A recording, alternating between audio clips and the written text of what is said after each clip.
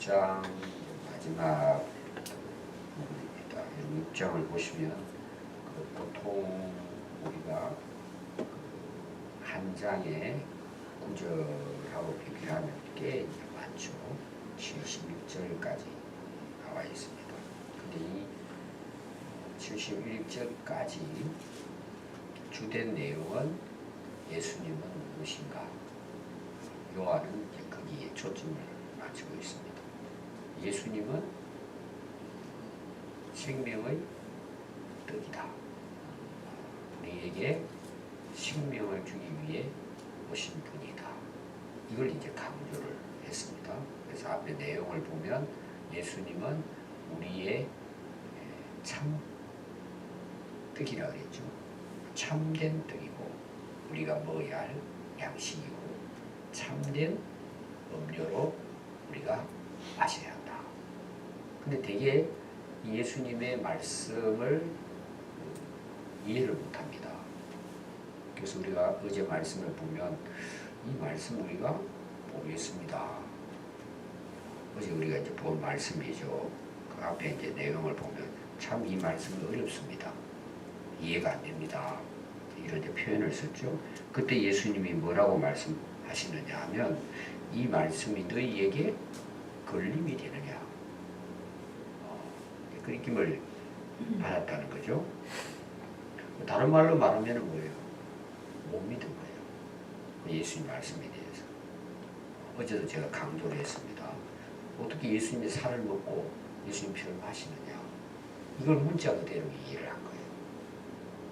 말이 안 되는 거잖아요. 그래서 내가 한 말은 이건 영에 대한 거지 육체적인 것으로 이야기한 것은 아니다. 그래서 예수님께서 너희 중에 믿지 아니하는 자들이 있다. 또 믿지 아니하는 자들이 누구며 자기를 팔자가 누구인지 처음부터 알고 계셨다. 이런 말씀이 이제 어제 말씀입니다.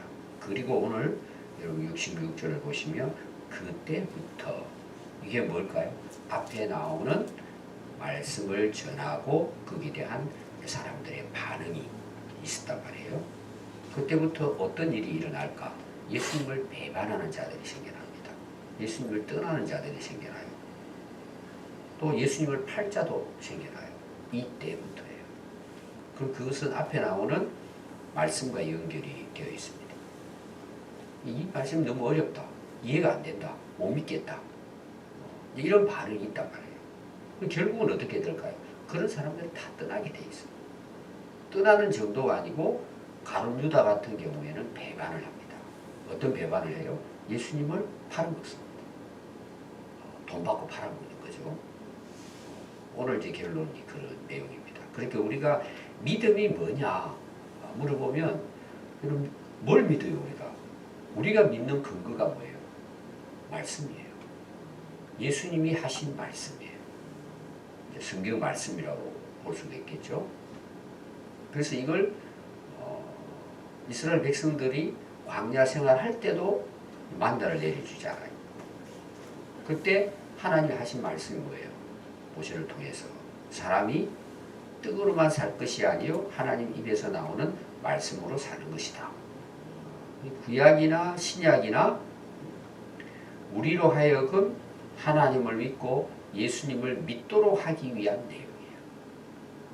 근데 우리가 예수님을 믿는다 그러는데 예수님 말씀을 우리가 이해를 못하는 거예요. 교회는 다니고 내가 믿는다고 고백을 하는데 이 말씀이 안 믿어지는 거예요. 또 어떤 경우는 뭐예요? 관심이 없어요. 오늘 이제 신앙생활 하면서 그냥 성경책은 덮어놓고 신앙생활 하는 거예요. 근데 교회 일은 굉장히 열심히 해요. 주일도 안 빠져요. 그러니까 우리가 겉으로 봤을 때는 야, 저 사람 참 신앙생활 잘하는구나. 우리가 잘한다는 말은 일반적으로 우리가 외부적으로는 뭘까요? 예배 안 빠지고 잘 다녀요. 여러분 그것도 대단한 거죠? 사실은 쉽지 않은 일이잖아요. 또 기도도 열심히 해요. 또 교회 봉사하는 건 또 앞장서서 해요. 그럼 우리가 일반적으로 그걸 보고 뭐라 이야기해요? 야, 저분 진짜 신앙이 좋다. 그건 착각이에요. 열심히 하는 거하고 믿음은 관계가 분명히 있죠. 그러나 열심히 겉으로 보이는 것만을 가지고 믿음이 좋다고 말하기는 어려운 부분이 있단 말이에요. 그럼 우리가 펼쳐볼까요? 우리를 보자고요. 예배도 안 빠지고 잘 다녀. 기도도 열심히 해. 교회에 뭐 봉사도 많이 협력하고 도와요. 근데 그 믿음의 뚜껑을 딱 열어보니까 그 안에 뭐가 없어요? 말씀이 없는 거예요. 여러분 얼마든지 가능합니다. 열심히 낼 수 있고 어떤 경우는요 진짜 헌신 봉사하고 아주 할 수 있어요. 근데 뚜껑을 딱 열어보니까 그냥 내가 좋은 거에 교회 나오는 것이 나하고 맞아. 절에 가는 것보다는 교회 오는 게 내게 맞아요. 그리고 또 재미있어요. 교회 오니까 또 좋은 일도 하고 선한 일도 하고 하니까 참 가치 있는 일이구나. 얼마든지 그렇게 우리가 신앙생활 할 수 있습니다. 뚜껑을 딱 열어보니까 말씀이 없어요. 또 제가 쉽게 표현하면은 성경 안 읽어요. 그리고 그 말씀을 믿는다는 말은 뭐냐 하면 그 말씀을 믿으면서 내 생각이 바뀌어지는 거예요. 그게 바뀌어져야 되는 거예요. 근데 그런 거는 전혀 바뀌어지지 않고 뭐예요? 열심히 하는 거예요. 쉽게 말하면 종교생활이죠. 얼마든지. 그 옛날에 우리 그 무속신앙은 다 그런 거잖아요. 내용은 없어요. 근데 이렇게 빌면은 뭐예요? 내가 애를 쓰고 노력을 하고 뭔가 마음을 다하면 복을 주신다. 간단하게 그런 거거든. 그런데 그것도 굉장히 열심히 했습니다. 옛날 분들이. 그 내용은 없어요. 그렇게 하면 건강해지고 복을 받고 자식들 잘 되고 비는 거예요. 얼마나 열정적인지 몰라요. 어떻게 보면 그 열심을 오늘 우리 신앙인들 따라하기 어려운 거예요. 그 열심을 생각하면요 힘듭니다. 우리가 그거 못 따라갈 수도 있어요. 여러분 이단들 한번 보세요. 얼마나 열성적인지 몰라요. 근데 딱 열어보면은 진짜 예수님의 진리가 없는 거예요. 오늘도 똑같습니다. 우리 안에 말씀이 있어야 되는 거예요. 그럼 어떻게 해야 돼요? 여러분 읽어야죠. 여러분 읽으라고 준 거예요, 성경은. 또 뭐예요, 이거는? 배워야 돼요. 우리가 읽는다고 다 모르잖아요. 저도 다 몰라요. 계속 배우는 거예요. 아, 그랬구나. 한 해 지나가면 지나갈수록, 야, 진짜 하나님 말씀이 진리다. 계속해서 배우고, 또 그 말씀을 뭐예요? 묵상하고, 생각하고. 그러면서 그 말씀이 내 안에 뿌리를 내리는 거예요. 그게 진짜 믿음이에요. 그 사람들은 변질이 안 돼요. 그러면 그 말씀이 뭐예요?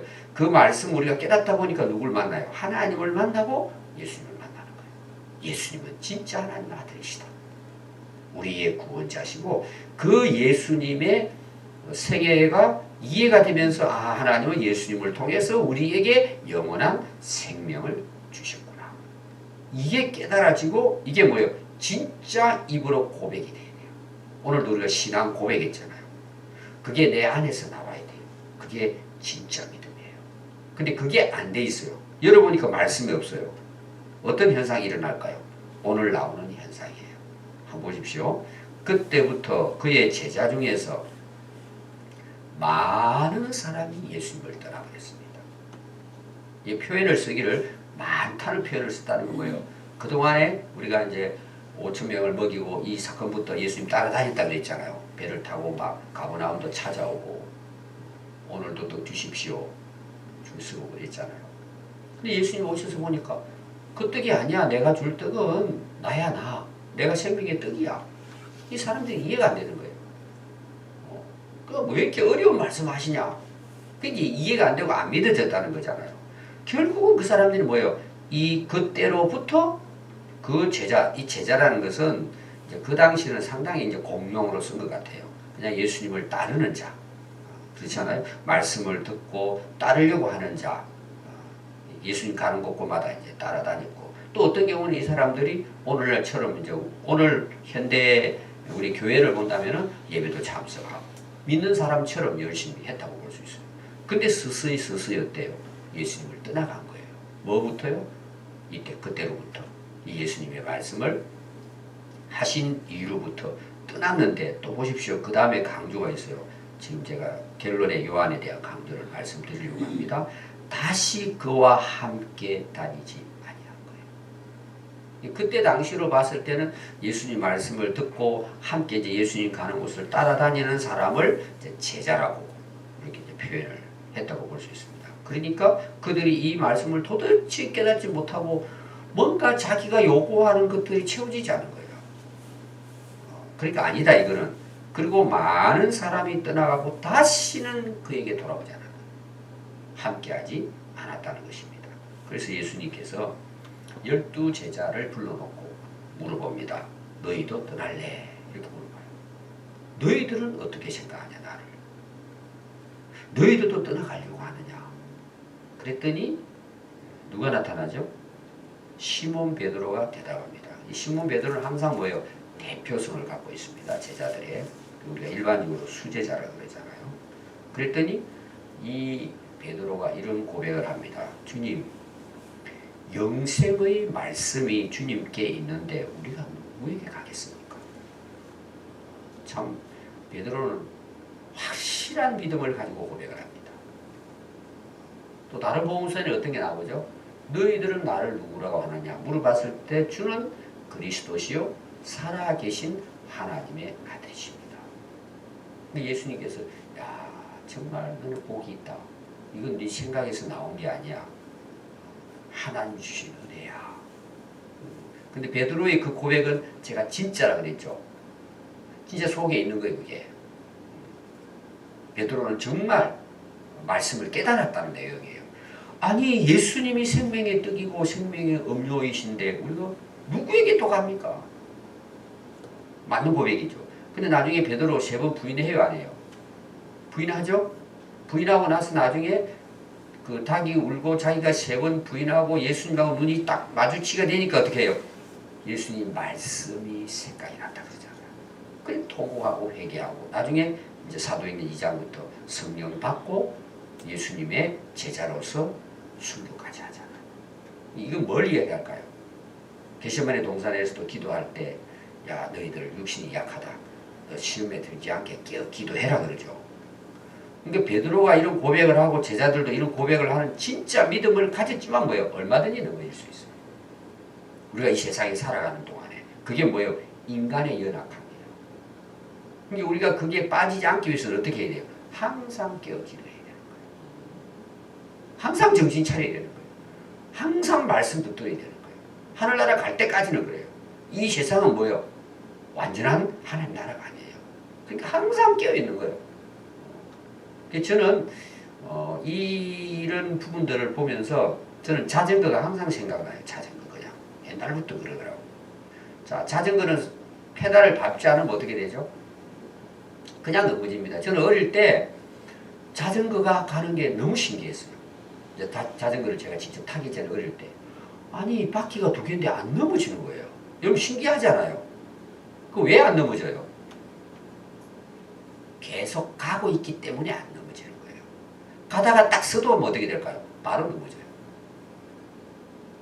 이게 우리 영적 원리예요. 페달을 밟지 않으면 자전거가 넘어지듯이 페달은 2개죠. 양쪽으로 오른발 왼발이잖아요. 이게 말씀과 기도예요. 여러분 말씀과 기도로 한순간도 깨어있지 않으면 우리 생각 속에는 세상적이 들어옵니다. 세상으로 빠지게 돼 있다니까요. 여러분 세상이라고 하는 것은요 어마어마한 힘과 능력을 갖고 있어요. 얼마든지 우리를 넘어뜨리고 잡아지게 할 수 있어요. 근데 우리가 깨어있지 않으면 뭐예요? 바로 넘어집니다. 바로 넘어져요. 아니 베드로도 오늘날 여러분 세계적으로 보면 위대한 신앙인들이 많은데요. 그들의 실패 많습니다. 상상을 초월할 정도로 많아요. 그 왜 그럴까요? 믿음이 없어서가 아니에요. 고백해요. 진짜 베드로처럼 확신을 갖고 있는 사람 많아요. 말씀이 있어 이게 아니에요. 근데 뭐예요? 깨어있지 않으면 무너지는 거예요. 그게 이게 뭐예요? 계속 뒤바뀝니다. 근데 중요한 것이 뭔지 아세요? 말씀을 깨닫고 예수님을 정말 생명의 주이심을 확실히 믿는 사람은 넘어졌다가 일어나요. 그게 어떻게 보면 뭐예요? 하나님의 택한 백성이에요. 넘어졌지만 일어나는 거예요. 우리의 신앙은 어디까지 가봐야 되느냐? 주님 앞에 설 때까지. 아무도 몰라요. 그래서 여러분들이 꼭 기억해야 될 것은 베드로가 확실하게 말씀을 깨닫고 예수님을 고백했지만 베드로는 실패도 있었다. 이걸 여러분들이 꼭 염두에 두셔야 합니다. 중요한 건 뭐죠? 주님이 우리의 생명 되신다. 생명의 떡이시다. 이 고백을 여러분들이 확실하게 할 수 있는 근거가 뭐예요? 말씀을 깨달아야 돼요. 읽어야 돼요. 한번 여러분들이요 매일 성경 한번 읽어보세요. 진짜 이걸 성경 읽으라고 하니까 오늘 대략 읽어야지 이런 차원이 아니고 정말 하나님의 말씀으로 믿고 여러분들이 한 구절이라도 매일 마음을 다해서 읽어보세요. 그러면 이게 늘어납니다. 재미있거든요. 여러분 은혜가 돼요. 맛을 아는 사람은 계속 먹잖아요. 그래서 말씀이 너무 힘이 되고 능력이 되고 이 말씀이 들어오면요 내 속에 내 생각이나 악한 것들이 다 나가요. 이게 체인지가 됩니다. 체인지. 근데 말씀 안 읽죠? 또 들어옵니다. 그래서 신앙생활은 하늘나라 갈 때까지 뭐예요? 계속해서 깨어있는 것이 살아야 되는 신앙이에요. 아멘. 항상 깨어있어야 됩니다. 69절에 보니까 우리가 주는 거룩하신 하나님의 아들이신 걸 믿고 이젠 알고 있습니다. 이런 내용이에요. 자, 두 가지를 이야기합니다. 앞에는 주님이 생명이시고 생명의 떡이고 주님은 하나님의 거룩한 자이십니다. 다른 말로 하면 거룩하신 하나님의 아들이십니다. 신앙 고백의 가장 중요한 게 두 가지예요. 예수님이 생명의 주인 되시고 예수님은 하나님의 아들이십니다. 다른 말로 말하면 주는 그리스도시요 살아계신 하나님의 아들이십니다. 이게 진짜 고백이에요. 항상 이 믿음을 가지고 있어야 뭐예요? 우리가 승리할 수 있는 거예요. 흔들리지 않으면 또 누구에게 가요? 어떤 분들은 그 간증을 들어보면은 자기는 종교란 종교를 다 가봤다는 사람이 있어요. 옛날에 이제 그 신앙의 거성들도 보면은요, 이게 너무 갈급해가지고 여기도 가보고 저기도 가보고 가본 그런 그 경험을 이야기하는 분들이 많아요. 근데 이게 안 되는 거예요. 근데 결국은 누굴 만나요? 예수님을 만난 거예요. 거기서 답이 있는 거예요. 우리 갈 필요가 없죠. 이 사도가 그 베드로의 고백입니다. 그래서 예수님께서 70절에 말씀합니다. 예수께서 대답하시되 내가 너희 12를 택하지 아니하여. 예수님 12명 제자를 불렀단 말이에요. 그런데 너희 중에 하나는 어떤 사람이에요? 마귀가 있다는 거예요. 이 마귀는 누굴 가리킨다고요? 가룟 시몬의 아들 유다를 가리침이라. 그는 12 중에 하나로 예수를 팔 자르라 그랬어요. 예수님을 따라다니는 12 제자 안에도 뭐예요? 마귀가 있다는 거예요. 자, 마귀라는 말은 다른 표현은 사단입니다. 같은 내용으로 이제 신약에 쓰고 있는데, 그럼 베드로에게도 예수님이 뭐라 그랬죠? 예수님 이제 십자가에 돌아가시고 죽은 후에 3일 만에 다시 살아날 것이다 라고 하니까 베드로가 뭐예요? 큰일 난 거예요. 예수님 돌아가시면 자기들이 그동안 예수님이 따르는 목적이 왕이 되면은 뭔가 한 자리 하려고 따랐는데 예수님 돌아가신다니까 실망이 큰 거죠. 안 됩니다. 예수님은 절대 돌아가시면 안 됩니다. 그런 일은 없을 겁니다. 제가 막아드리겠습니다. 누구 때문에 그 이야기 한 거예요? 자기들 때문에. 그동안 따랐는데 뭔가 예수님을 통해서 우리가 얻을 게 있는데 돌아가신다니까 얼마나 실망이 되겠어요. 그때 예수님이 제자를 베드로 보고 뭐라 그래요? 사탄아 내 뒤로 물러가라. 너는 하나님의 일을 생각하지 아니하고 사람의 일을 생각하느냐. 여기 마귀라는 표현을, 사단이라는 표현을 예수님이 쓴 이유가 뭘까요? 예수님의 구원의 사역을 방해하는 거예요. 그 베드로 뜻은 좋아요. 아니, 선생님이 돌아가시는데 자기가 막아야지. 이런 의리는 좋아요. 근데 모르는 거죠. 그러니까 결국은 뭐예요? 예수님의 사역을 방해하는, 넘어지게 하는 일이 된다는 내용이에요. 그럼 예수님의 구원의 사역을 방해하고 넘어지게 하는 자가 누구예요? 사단 마귀죠. 너는 어떻게 사단 마귀 일을 네가 하느냐 이런 뜻이에요. 여기 이제 가룟 유다에 대한 그 해석들을 보면은요. 1세기 지금 이 말씀이 요한이 기록할 당시는 가룟 유다에 대한 굉장히 동정심이 있었단 말이에요. 왜 그러냐 하면은 예수님이 오셔서 우리를 위해 대속의 제물이 되어 주셔야 되잖아요. 그럼 누군가는 예수님을 십자가에 못 박아야 되고 누군가는 같이 동조를 해서 예수님이 구원의 완성 성취할 수 있도록 누군가는 예수님을 예를 들어서 팔고 죽이고 해야 될 사람이 있어야 되잖아요. 근데 거기에 가룟 유다가 이제 그 역할을 한 거죠. 팔아 넘기는 데 있어서. 그럼 가룟 유다는 어떤 면에서 보면 예수님의 구원의 사역에 도움을 주는 일을 하지 않았느냐. 어차피 누군가는 그 예수님을 죽이려고 해야 되는데, 그러니까 가룟 유다는 불가피가 해야 될, 그게 가룟 유다였지만 누군가는 그 성취하는 데 있어서 그 역할을 해야 되는 인물이었다. 그건 참 가룟 유다는 뭔가 좀 불쌍한 거 아니냐, 뭐 이런. 그때 다시 동정심이 일어났다는 거죠. 실제로 이제 신학자들 중에도 이제 그런 깊이 연구하는 분들은 가룟 유다는 어차피 예수님을 팔아야 될 인물 중에 하나다. 그럼 예수님의 구원에 완성하는 데 도움을 준 거 아니냐? 뭐 이렇게 이제 좀 좋은 쪽으로 해석하는 부분들이 있습니다. 근데 이제 요한 사도는 이걸 이제 오늘 여기 강조를 하고 있잖아요. 그런 어떤 일들이 일어나는 가운데 지금 요한이 기록해서 요한복음이 제일 늦게 기록됐다 그랬죠. 자, 요한계시록 누가 기록했어요? 그 사도 요한이 기록했죠. 그러면 그 요한복음은 언제 기록이 되느냐?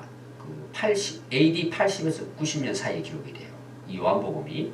그럼 다른 마가복음 같은 경우 그럼 거의 50년대, 55년대, AD 55년 해서 뭐 65년. 마가복음이 먼저 하고 그 다음에 그 마태, 누가 이렇게 이제 기록했는데 마태하고 누가는 거의 뭐 AD 68년에 마무리되고 그다음 마가는 55년경에 65년경에 기록했어요.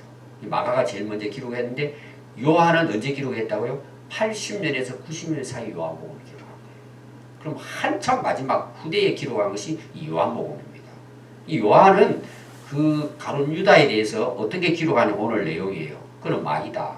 강조한 건 예수님 말씀을. 그는 예수님을 팔자다. 예수님을 팔았다. 또 여러분 나중에 보면은 요한복음에 대한 것은요. 이 가룟 유다에 대해서 왜 가룟 유다는 마귀냐 이런 부분에 대한 걸 구체적으로 말하고 있어요. 그 중에 하나가 뭔지 아세요? 이 요한은 그는 돈깨를 맡아가 돈을 빼갔다. 헌금을 중간에서. 그러니까 이 그 가룟 유다는 돈 때문에 예수님을 팔아먹었다. 확실하게 그걸 뭐예요? 딱 정리해버린 거예요. 그동안에 앞에서 뭐 이런 그 가룟 유다에서 엉뚱한 생각이었겠지만 그런 분위기가 있었다는 내용이에요. 근데 요한은 가룟 유다는 당연히 그의 잘못 때문에 그가 예수님을 팔게 됐다. 그러니까 어떻게 보면 마귀죠 사실. 예수님이 뭐라 그래요? 차라리 넌 태어나지 말았어야 되는데 할 정도로 그걸 미화하는 것은 옳지 않다는 내용이에요. 그의 잘못으로. 그럼 우리가 전부 다 뭐예요? 그렇게 생각해버리면 죄지은 사람 한 사람도 없어요. 그건 잘못된 생각이다. 결론을 오늘 우리가 내린다면 제가 처음 시작한 거예요. 믿음은 예수님의 말씀을 믿는 거예요. 그걸 진리로 믿는 거예요. 여러분 그렇지 않고는 다 흔들려요. 두 번째는 뭐죠? 그 말씀의 주인공이 누구세요? 예수 그리스도이십니다. 우리가 말씀을 바로 깨달으면 예수님은 하나님의 아들이시고 우리의 메시아로 하나님이 보낸 우리의 구주가 되신다. 이게 확실한 믿음이에요. 이 믿음은 어떨까요? 흔들리지 않아요. 오늘도 여러분 다시 한번 생명의 말씀은 예수님이십니다. 요한복음 1장부터 나오잖아요. 그분은 우리를 위해 하나님께서 보내신 하나님의 아들 그리스도이시다. 그분을 믿음으로 우리는 뭐예요? 이미 영생을 얻었고 앞에 나왔죠? 사망이 이르지 않습니다. 여러분 오늘도 이 믿음의 확신을 가지고 우리가 살아야 할 뿐만 아니라 하늘나라 갈 때까지는 뭐예요? 항상 말씀과 기도로 깨어서 영적 전쟁에 승리해야 합니다. 그래서 말씀의 검, 무시로 깨어 성령 안에 기도. 이게 우리가 승리하는 길이에요. 오늘도 여러분 항상 승리하는 인생을 살아갈 수 있기를 바랍니다. 기도하겠습니다.